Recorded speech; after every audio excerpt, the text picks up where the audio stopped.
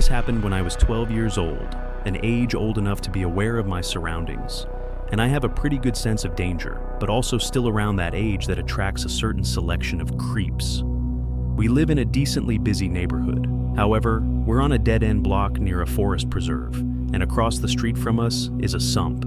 If you were to go through the forest preserve, you would find yourself in a small community park. One Saturday night, there was a small carnival set up in the park. I had no plans, so my mom told me to go check it out. She never cared if I went out after dark, so I grabbed a flashlight and walked through the woods to the park. When I got there, the place was glowing. Rides spinning, lights flashing, music playing. It wasn't too crowded, just the perfect kind of eerie. There was a red and white circus tent nearby, so I peeked inside. 3 clowns were performing, one on a tricycle, one juggling, and one just dancing like a maniac. Then the dancing one noticed me. He skipped over, smiling way too wide, and started waving his finger at me, like he wanted me to come closer or get on stage. Nope.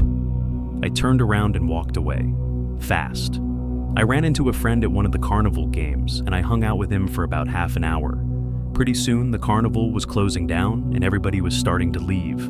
I said goodbye to my friend and made my way towards the woods again. I was near the fence when I heard it. It came from behind me. It was one of the clowns, the clown that was waving me over earlier. He asked me if I wanted to check out the backstage area of the circus tent and some of the cool things the guests cannot see. I said no very quickly and walked into the forest, looking back every few seconds to make sure I wasn't being followed, and I wasn't. The clown just stood there, watching me, with the painted-on smile on his face, making the situation even more disturbing.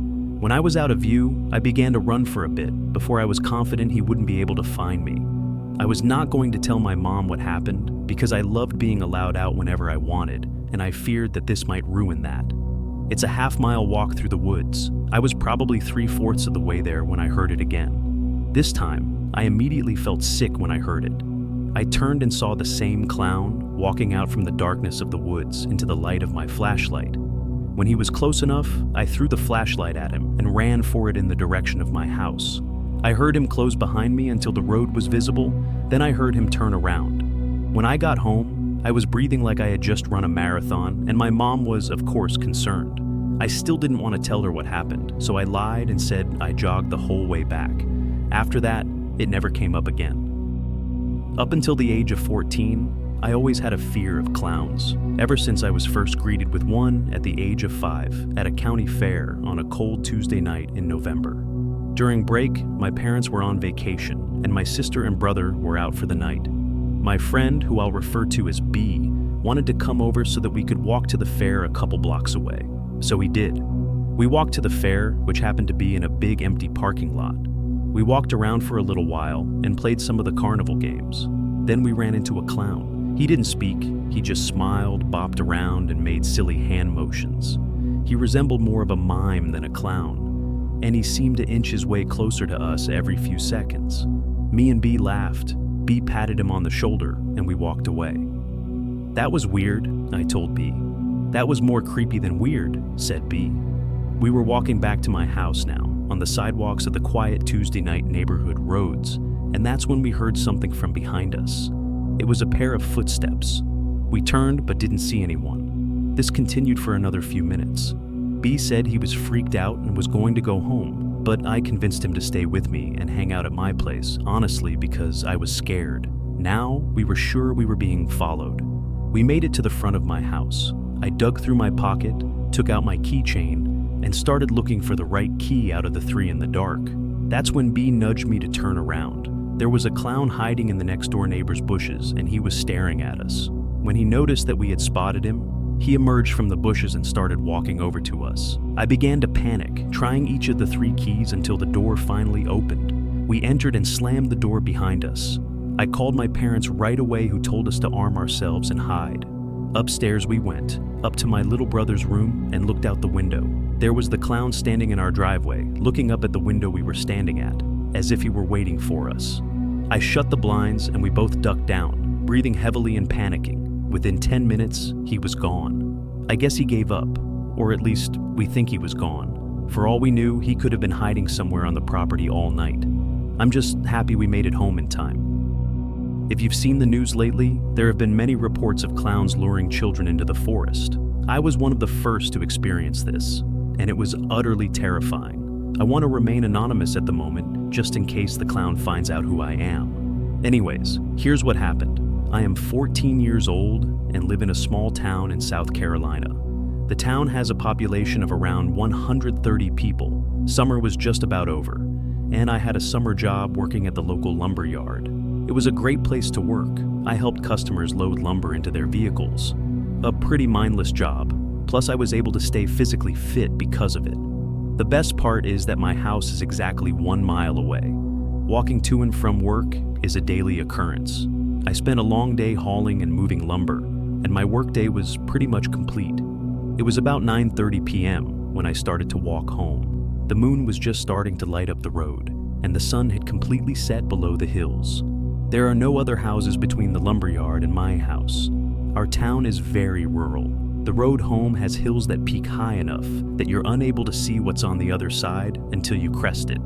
The road is skinny with no shoulder, but it was freshly paved. The trees stack one by one behind each other in a row, and vegetation is thick, with a few game trails coming out to the road. Crickets and frogs sound like an orchestra. The walk home usually takes about 30 minutes. I've done it so many times that I entertain myself with music. I put in my earbuds, throw on some tunes, and away I went. I was about halfway home when I heard what sounded like a high-pitched cackling laugh. "What the hell was that?" I said to myself out loud. I took out my earbuds and stopped. I thought maybe it was part of the music, but something about it didn't fit into the song. I stood there motionless, looking to hear the same sound again. However, the frogs croaking were so loud that not even a scream could be heard. I thought nothing of it and walked home. The next day I started my shift at 2 p.m. I started my walk to work around 1:30.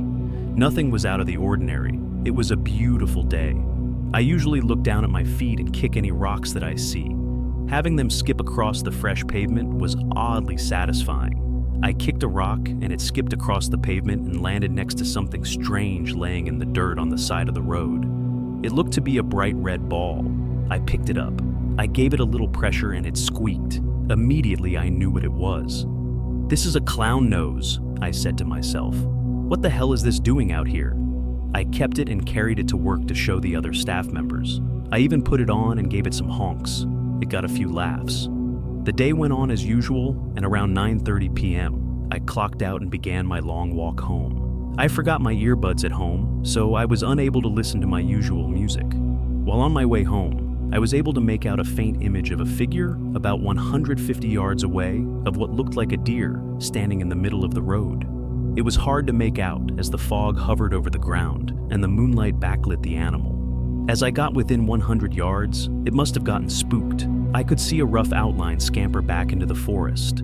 Little did I know, this was not a deer, but something more sadistic. I passed the spot in which the deer had taken off back into the woods. As I walked by, I heard footsteps about 20 yards behind me. I thought this was strange, as I have never seen a deer come back onto the road once it was scared off. Before I could look back, I heard, "Hey there!" I turned my head to see a clown standing in the middle of the road with his hands behind his back. He wore baggy pants and a baggy shirt that was obviously meant to be a clown costume, but it was very dirty. So dirty that the colors faded into stains. His makeup ran down his face and his eyes were black. He tilted his head to the side and said, "You have something of mine. I need it back." He gave a small little laugh after he spoke. I don't have anything of yours," I said as I started to walk backwards. My house was still a quarter mile away. This is when the situation went from odd to terrifying. He said, "Well then, if you don't have my nose, I'm going to need yours." He pulled something out from behind his back, and I'm not going to lie, it looked like a machete. I turned around and with all my might, I take off running down the middle of the road.